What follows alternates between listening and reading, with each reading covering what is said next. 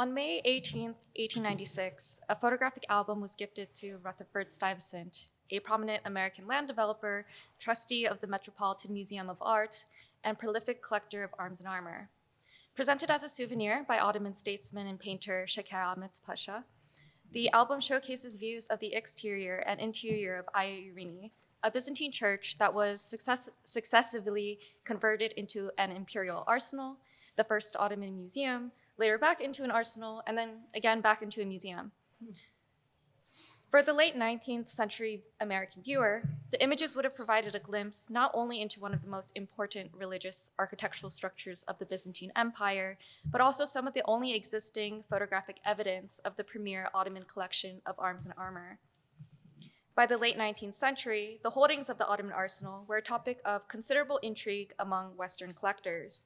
Wishful speculation about the remaining holdings began spreading within collecting circles, and a number of travelers would make the journey to Constantinople in hopes of acquiring treasures for themselves. While some first-hand accounts exist, little is known about the exact nature and extent of the military museum collections from this period.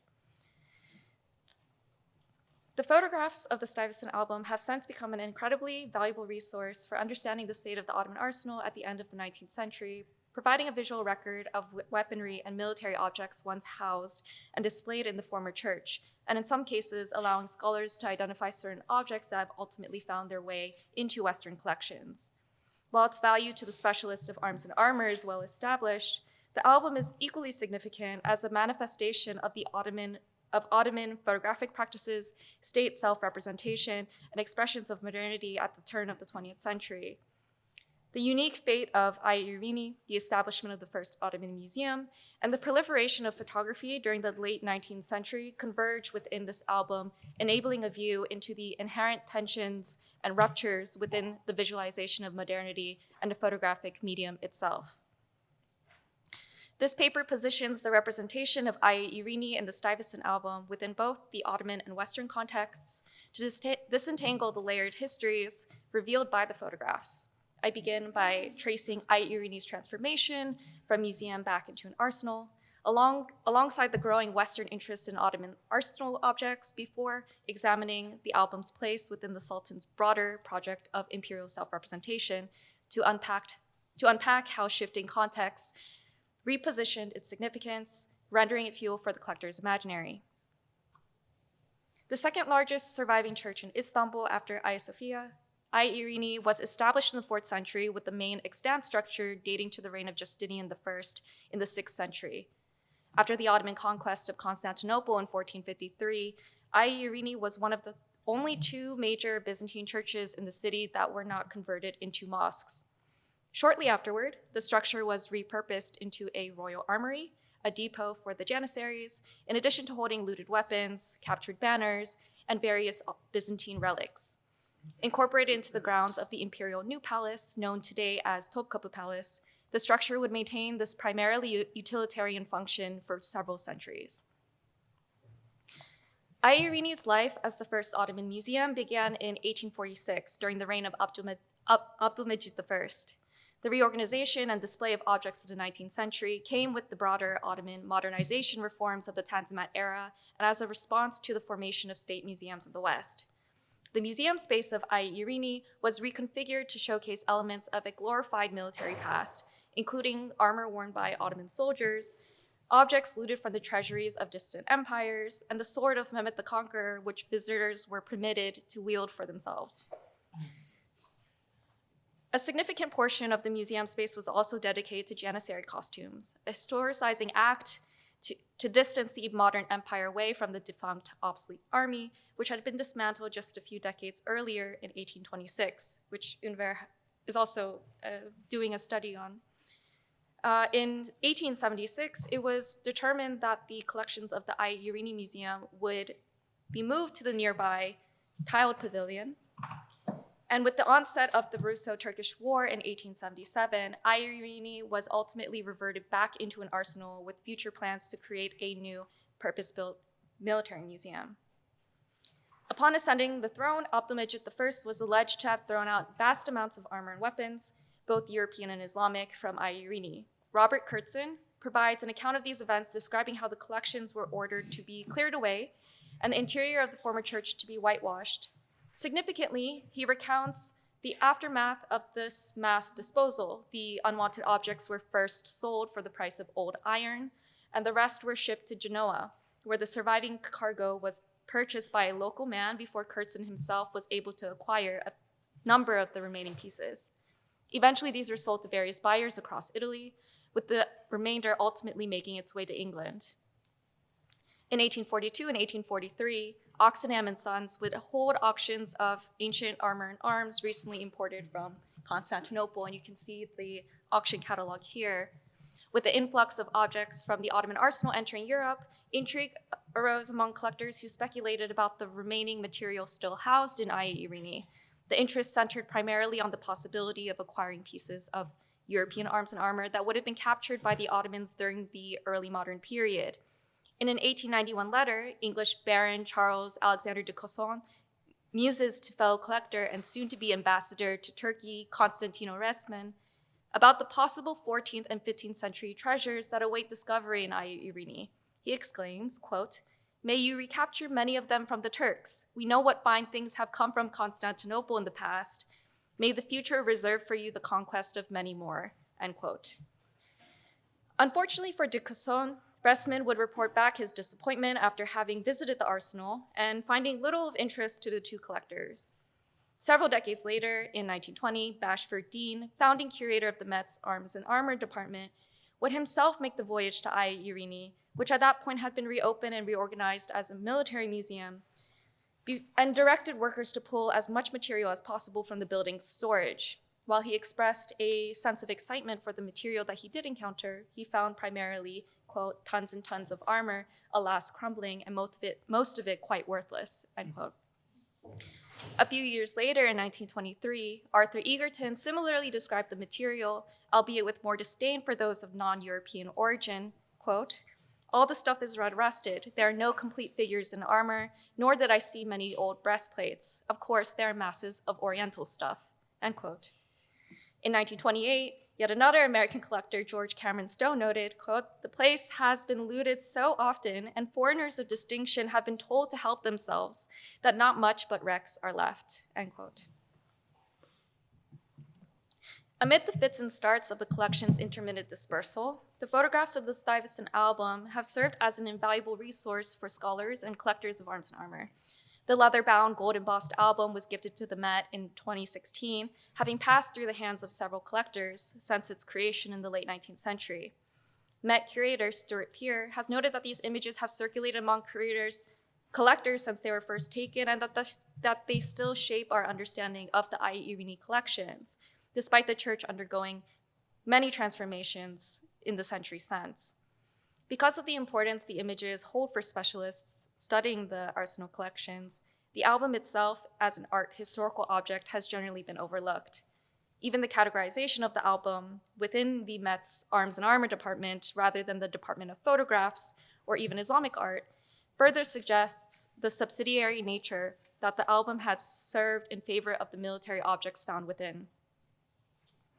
The album contains a total of 33 photographs, beginning with a singular external shot of Aya Irini that provides general context for the former church's setting within the Ottoman capital. This is followed by several interior photographs highlighting the building's architecture and the arrangement of arsenal objects, as well as images documenting what remains of the atrium antiquities. The album concludes with 15 photographs of different panoplies, arms and armor arranged in elaborate compositions, seemingly displayed in Aya Irini, but likely taken at a different time and location. Here we can see how different the displays would have looked before and after the museum was recovered into an arsenal. And the Stuyvesant album image shows the wooden mounts and nails spiraling around the columns. I don't know if you can see them, but lacking most of the objects that would have been displayed as seen on the right. Here we can also see the unintentional traces of the staging process. The same objects seen leaning against the exterior wall appear again in the album atop a row of kettle drums, along with the panoplies, where closer inspection reveals the temporary nature of the fastenings securing repeated weapons, it becomes evident that deliberate care was taken to create an appearance of abundance, exaggerating the perceived richness of the collection in these photographs. A document in the Ottoman Imperial Archives records that an Abdullah Effendi, presumably one of the Abdullah Frères, a trio of Ottoman Armenian brothers who served as court photographers under Sultans Abdulaziz and Abdulhamid II, was granted permission on September 28, 1890, to take photographs of the antiquities with specific mention of the old weapons housed in the imperial treasury. While Irini was technically distinct from the Topkapı Palace treasury, to which the document refers and which would have held objects of greater value to the Ottomans, a group of photographs currently held in the Istanbul University Library provides evidence through their original inventory numbers that those included in the Stuyvesant album were indeed taken during the same visit. During their tenure under Abdulhamid I, Abdullah Frères were commissioned to produce sets of albums to be gifted to the United States and the United Kingdom in 1893 and 1894, respectively. So you can see those two on the right here. 51 albums of around 1,800 photographs, including panoramic landscapes, state infrastructure projects, and portraits of Ottoman students and military personnel, presented the Sultan and his empire in a progressive, modern light, and has since become an essential resource for scholars of the Hamidian era. Notably, both collections include a dedicated album on Irini and the Ottoman imperial arsenal. However, 2 other sets were also documented, yet remain unidentified and largely unacknowledged. When the Abdullah Frères received payment for the albums on June 8, 1893, 4 total sets were noted, 1 to be sent to America, 1 to be kept in the Imperial Library, and 2 in the Treasury of Pious Foundations. Given the later date of the set sent to London, it can be inferred that the albums were not initially produced with the intention of being gifted to the UK, and that the decision to repurpose one of the remaining sets was made later. The 3 known albums of Irini by the Abdullah Frères contain the same reproductions of 31 photographs and employ the same decorative border on the album page. The physical similarities are remarkably consistent and provide further indication that the albums were prepared together around the same time. These albums are also of nearly the same size and the same quality in the reproductions of the images. I argue that the souvenir presented to Stuyvesant in 1896 was originally part of one of the 2 sets that remained in the Ottoman Empire before being rebound and repurposed by Sheker Ahmed Pasha. Interestingly, upon closer inspection of the albums, it appears that the Library of Congress and British Museum albums were revised after the initial preparation. On several album pages, clear prints are pasted atop the original grainier photographs. You can see also here the difference in the 3 objects. Perhaps the quality of the original prints were not deemed acceptable to be sent out as diplomatic gifts. Another noticeable difference is in the orientation. And imagine, I don't have a full photo, but imagine this would have been the other page continuing. But the albums would have been read differently. The Stuyvesant album is bound so that it is read or viewed from front to back, while both British Museum and Library of Congress albums are read back to front.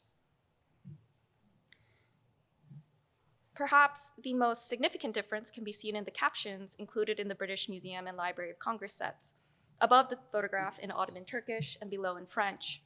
The captions offer the viewer general information about each photograph, at times even identifying the specific object depicted. The Stuyvesant album is unlabeled, simply titled on the cover, Views of Saint Irene. While we might understand the differences in the album preparation as matters of convenience and practicality, likely more attention given to creating the diplomatic gift set than to the singular album presented to Rutherford Stuyvesant, this decision resulted in 2 distinct ways of interpreting the same photographs. Viewed within the larger sets sent to the Library of Congress and the British Museum, the Irini album provides a perspective of the 19th century modernization reforms while simultaneously recalling the Ottoman conquest over the Byzantine Empire. Here, the decommissioned bell of Hagia Sophia, the remnants of the Golden Horn chain, which failed to stop the Ottomans during the conquest of Constantinople, and the silenced drums of the now defunct Janissaries are described and displayed. The captions guide the viewer, instructing through written text how to read the visual. There is little room for interpretation. Instead, the text dictates how the image is understood. The vast collection renders the singular album inconsequential, quickly moved past, and viewed merely as another segment of the larger visual empire. Here, we can even see the differences in the Ottoman captions.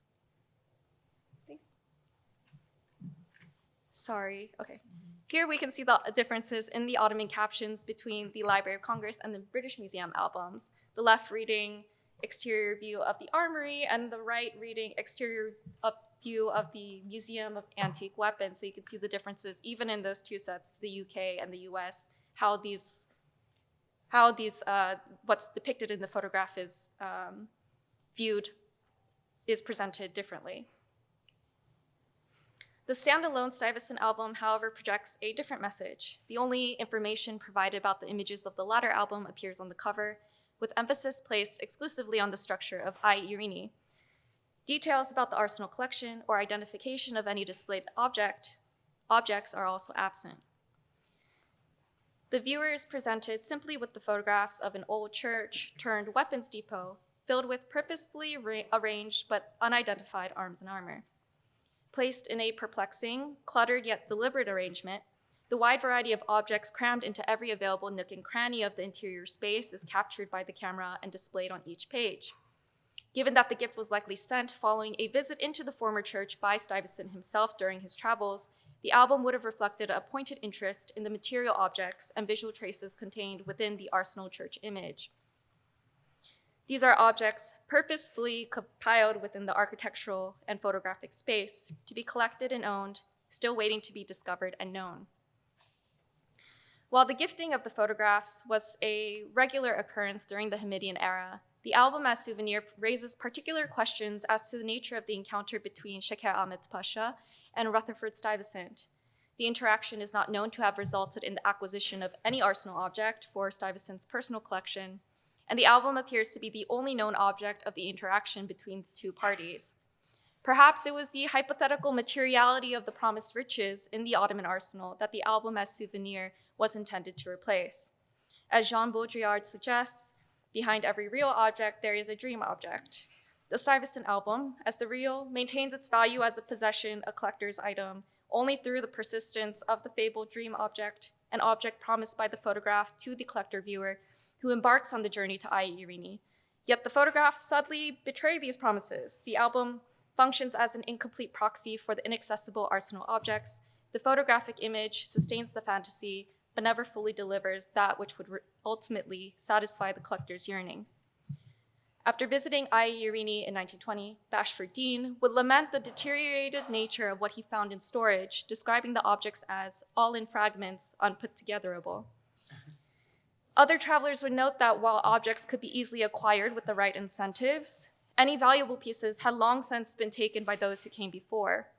The deliberate staging of objects to create a sense of abundance suddenly underscores a deficiency in the collection itself, one that even the photographer found unsatisfactory. Empty mounts allude to former riches now absent. Framing and staging can only do so much to conceal the fractures within this display of modernity and conquest. The illusion falters, and the dream object slips further out of reach. Thank you.